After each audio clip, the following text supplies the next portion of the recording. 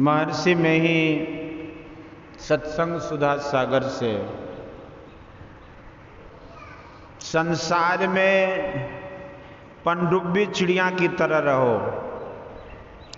धर्मानुरागिनी प्यारी जनता, जहाँ कहीं कभी नहीं गए हो, राजाज्ञा हो कि वहाँ जाना पड़ेगा, किसी प्रकार की सहायता नहीं मिलेगी, उस स्थान पर जाना होगा, तब तुम्हारे मन में कैसा दुख होगा।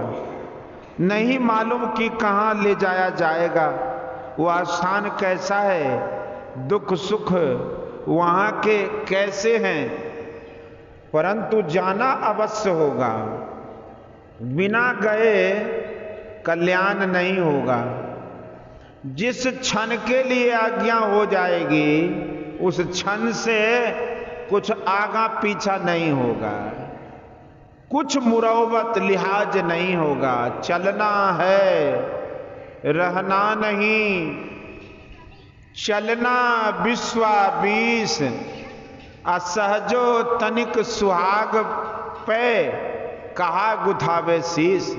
संत लोग कहते हैं कि इस आज्ञा में अदल बदल नहीं हो सकता, किंतु तुम यदि कोशिश करो तो जिस स्थान में तुम जाओगे उसको जीवन में देख लोगे। यदि पूरी कोशिश करो तो उस स्थान में भी जा सकोगे जहां सदा सुख ही सुख है। वहां से लौटना नहीं होता। सब लोगों के घर में कोई न कोई शरीर छोड़ते हैं। ऐसा कोई घर नहीं जिस घर में किसी ने शरीर न छोड़ा हो। जो जाता है वह जानता नहीं कि कहां जाना होगा, किंतु जाना होता है। सुख दुख मिला हुआ भी स्थान है और कहीं दुख ही दुख का भी स्थान है। यही स्वर्ग वैकुंठादि स्थान है। वहां का भोग समाप्त होने से या किसी कारण के उपस्थित हो जाने से बहुत शीघ्र ही इस मृत्यु लोक के किसी स्थान पर जन्म हो जाएगा। राजा ययाति बड़े प्रभावशाली और पुण्यात्मा थे। किसी कारण इंद्र लुके छिपे हुए थे। इंद्रासन खाली था तो विचार हुआ कि मृत्युलोक में ऐसा कोई है जिसे इस आसन पर बैठाया जाए, जो इस इंद्र जैसा ठीक ठीक प्रबंध कर सके। ययाति को ही चुना गया। ययाति गए और उस आसन पर विराजे। यदि ययाति ठीक तरह से रह सकते तो जब तक इंद्र नहीं आते तब तक वहां रहते, किंतु ययाति को घमंड हो गया। वहां लोगों को वे अपमानित करते थे। सभी ने विचारा कि इनको नीचे गिराना चाहिए, इसलिए उनके सामने उनके पुण्य की चर्चा करो। वे अपने मुख से पुण्य की चर्चा करेंगे और नीचे गिर जाएंगे। ऐसा ही हुआ।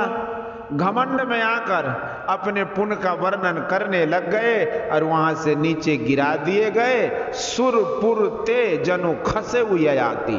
उनके गिरते समय मुंह से बहुत लार निकली। वही कर्मनाशा नदी है।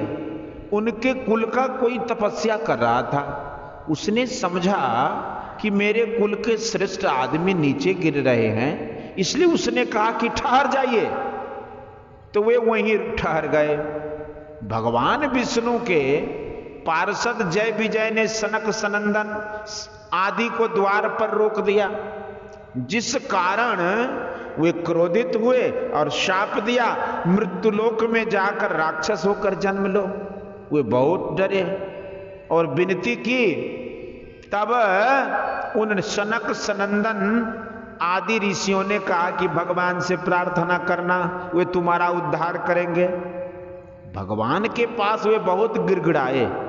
भगवान ने कहा कि मैं तुम्हारे लिए अवतार लूंगा और अपने हथियार से उद्धार करूंगा, चाहे बड़ी अवधि क्यों न हो, किंतु उनके समाप्त होने पर फिर यहां जन्म लेना पड़ेगा। गोलोक में राधा जी ने कृष्ण के सखा श्रीदामा को शाप दिया, श्रीदामा ने भी राधा जी को शाप दिया। श्रीदामा जी राक्षस हो गए और राधा जी को इस पृथ्वी पर जन्म लेना पड़ा। श्रीदामा जी राक्षस हुए और भगवान श्री कृष्ण ने उन्हें मारा। इस प्रकार कितने इतिहास हैं। ऊंचे से ऊंचे लोक से भी गिरना होता है। स्वर्ग आदि जो पितृलोक हैं, वहां के भोग समाप्त होने पर फिर यहां जन्म लेना पड़ता है। इस प्रकार कहां जाना होगा ठिकाना नहीं, निरापद तो कोई भी लोक नहीं। संतों ने कहा कि निरापद स्थान भी है जहां जाकर कोई आपदा नहीं रहती। संतों की आज्ञा के अनुकूल यदि तुम बरतो, आचरण करो, यानी भक्ति करना आरंभ करो और पूरी भक्ति नहीं कर सको तो शरीर छूटने पर फिर तुम स्वर्ग स्थान को पाओगे और वहीं से लौट आकर फिर ईश्वर का भजन करोगे और उस निरापद पद को भी प्राप्त कर लोगे। किंतु तुम उनका ख्याल नहीं करते और निडर होकर बैठे हुए हो। कब तुम्हें काल की ठोकर लगेगी और तुम चले जाओगे ठिकाना नहीं। इसलिए चेतो और ईश्वर भजन करो। यह शरीर पानी का बुदबुदा है, कब फूट जाएगा ठिकाना नहीं। नहीं बालक नहीं यौवने नहीं बिरदी कछु बंद, वह अवसर नहीं जानिए जब आए पड़े जम फंद। बालकपन में मरोगे कि जवानी में मरोगे कि बूढ़े होकर मरोगे ठिकाना नहीं। यम के फंदे में कब पड़ोगे तुम नहीं जानते। भगवान श्री कृष्ण ने कहा कि प्राण काले मनसा चले न भक्त्या युक्त योग बले न चैव ब्रुवोर्मध्ये प्राण मावेश्य सम्यक सतम परम पुरुष मुपेत दिव्यम। अर्थात वह भक्ति युक्त पुरुष अंत काल में भी योग बल से भृकुटी के मध्य में प्राण को अच्छी तरह स्थापित करके फिर निश्चल मन से स्मरण करता हुआ उस दिव्य परम पुरुष परमात्मा को ही प्राप्त होता है। जो कोई इसके दर्शन का हिस्सक अर्थात आदत लगा लेता है और मरने के समय उसी ओर मन लगाता है तो उसी परम पुरुष को प्राप्त करता है। उस शब्द यहां पर अणु से अणु तमस से परे के लिए कहा गया है। यह बिल्कुल निरापद तो नहीं है, किंतु इसको जो प्राप्त करके शरीर छोड़ेगा तब जो फिर इस संसार में आएगा तो इस संस्कार से प्रेरित होकर भजन करेगा और निरापद स्थान को प्राप्त कर लेगा। इसलिए संसार में पनडुब्बी चिड़िया की तरह रहो। जैसे जलमई कमल निरालमु मुर्गाई न शाणे सुरत शब्द भवसागर तरिये नानक शब्द बखाने। नानक नाम बखाने। हम लोगों का दृष्टियोग साधन अनोर नियाम को पकड़ने के लिए है। अनहद नाद का ध्यान सुरत शब्द योग का अभ्यास करना है। इसके आगे अनाहत नाद है। अनाहत नाद से ही ईश्वर की पहचान होगी, परंतु पहले उस अनोर नियाम का ध्यान किए बिना अनहद नाद को पकड़ना नहीं हो सकता। इसलिए पहले बिंदु को पकड़ो, फिर अनहद शब्द को पकड़ो। सुनो, पापी हृदय में भजन नहीं हो सकता।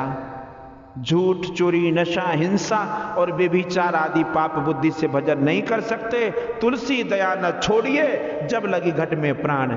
हमारा किसी ने अपकार किया है, हम उसका अपकार नहीं करें। जिसने अपकर्म किया, पाप किया, वह दया का पात्र होगा। उस पर दया करो, उसका अपकार मत करो।